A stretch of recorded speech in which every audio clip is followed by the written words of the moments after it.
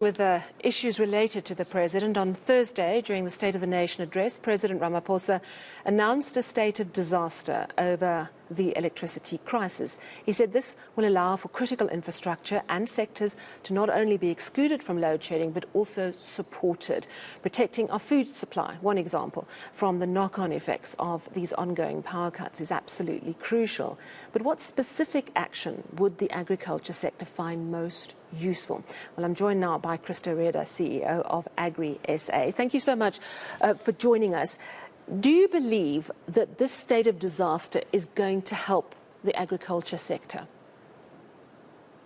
That remains to be seen. And we have met today with Minister Pravin Gordhan to get answers in terms of what specifically is planned, because that detail, unfortunately, has not been made available. We have, from AgriSA's point of view, discussed the possibility of implementing a more flexible approach to load shedding, especially in areas where there's irrigation is required, or electricity for irrigation is required, for cold storage and so forth. And then we've also asked that the sector be declared an essential service. All right. So you say you met with Public Enterprises Minister Pravin Gordhan today. What I'm hearing you saying is that really you'd like to be excluded from load shedding in areas where it's going to have a massive knock-on impact. You mentioned irrigation, which of course is run by electricity.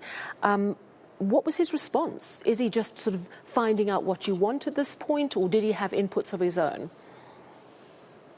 I want to emphasize it is not that the agriculture sector wants to get special treatment or wants to have no load shedding at all.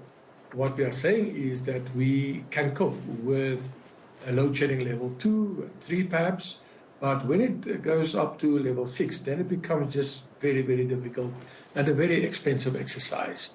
So the minister met with most big business sectors like manufacturing, the retail sector, and also other sectors, and all of them put their cases forth.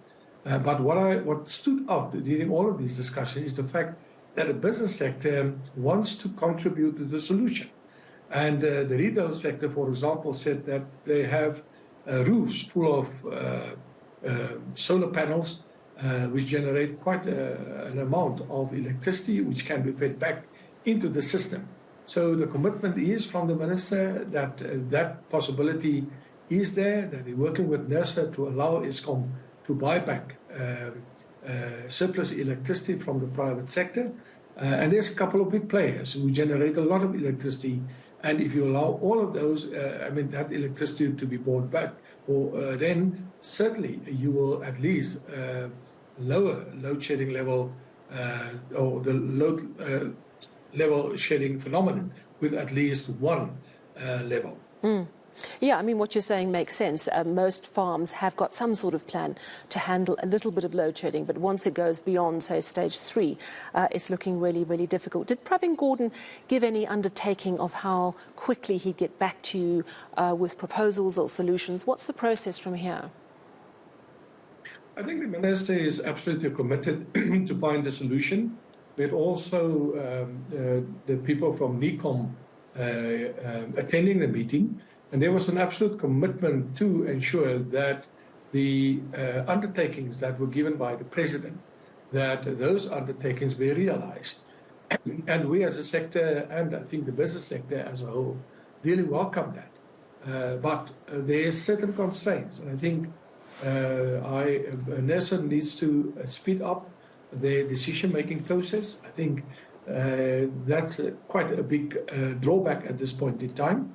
And then secondly, I think what needs to really be considered is how do we expand the capacity of the grid? Because I think that's one of our bigger constraints, the fact that our grid cannot absorb the additional power that's being generated by various PPIs and also various other private sector players. I think the sooner they can come up with a plan to expand the capacity of the grid, that will to a very large extent help us to overcome the challenge of load shedding. Okay, so, you're talking about some of the issues that you're discussing. Perhaps an easing and a flexibility of load shedding in certain areas where it's absolutely critical, for food to be declared critical, so that it's given those protections. NERSA needs to speed up. The grid capacity needs to be increased. Do any of those really need a state of disaster to be declared? I mean, how do you sense that the state of disaster is helping you at this point? Look, there's a number of experts that know, the process of the declaration of a state of disaster quite well, and the criteria that you need to subject such a decision to. And right from the start, those experts were quite clear that you don't need a state of disaster for the police, for example, to clamp down on criminals that are stealing copper, that are vandalizing the infrastructure of Eskom. You don't need a state of disaster for the intelligence service to clamp down on corruption at Eskom, as well as clamping down on people that are not doing their work. You don't need a state of disaster to get the licensing environment or the legislative environment to be eased up, because I think there's approximately 12 pieces of legislation that impacts on Eskom's decision-making processes. But now you have it. And I think this is an opportunity to ensure that the disaster framework help us to resolve this problem once and for all. Because I think that will in itself be a major disaster if the current declaration does not help in any way. Yeah, fair point.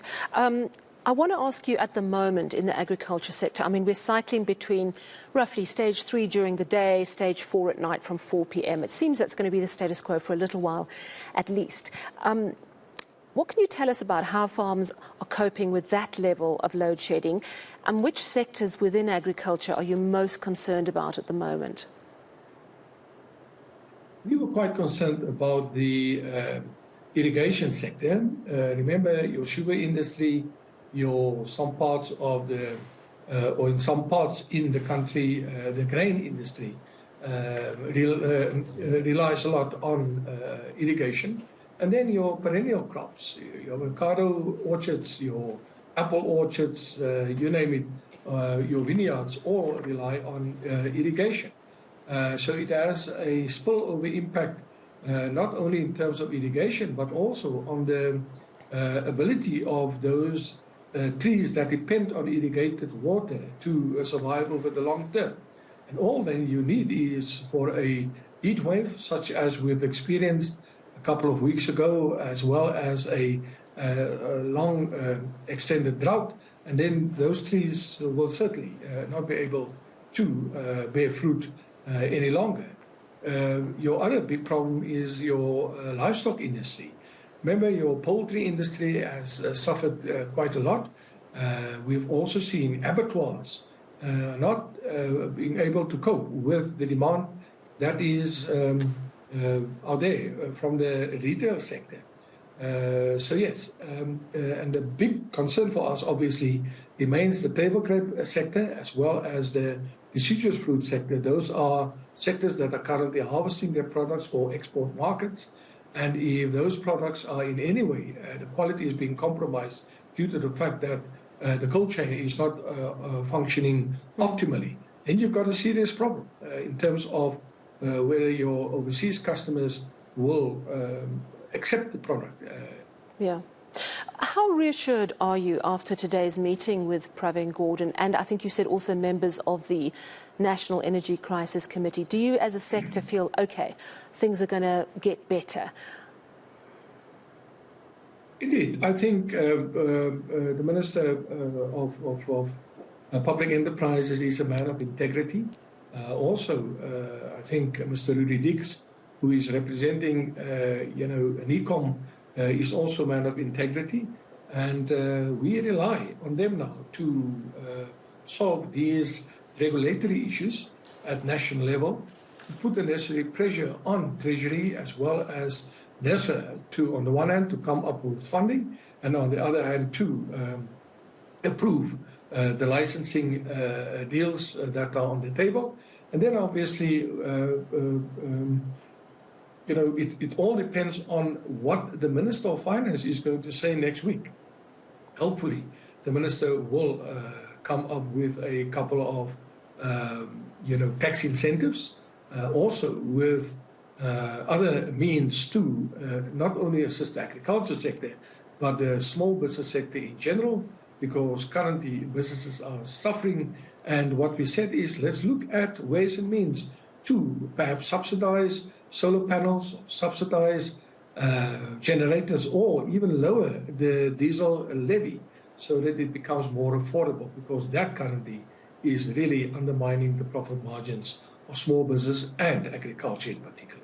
Well, thank you so much for giving us an update, and it does seem encouraging indeed that government has had a meeting with you today already, just days after that declaration of a state of disaster. That, of course, is Christo, Rheede, CEO of AgriSA.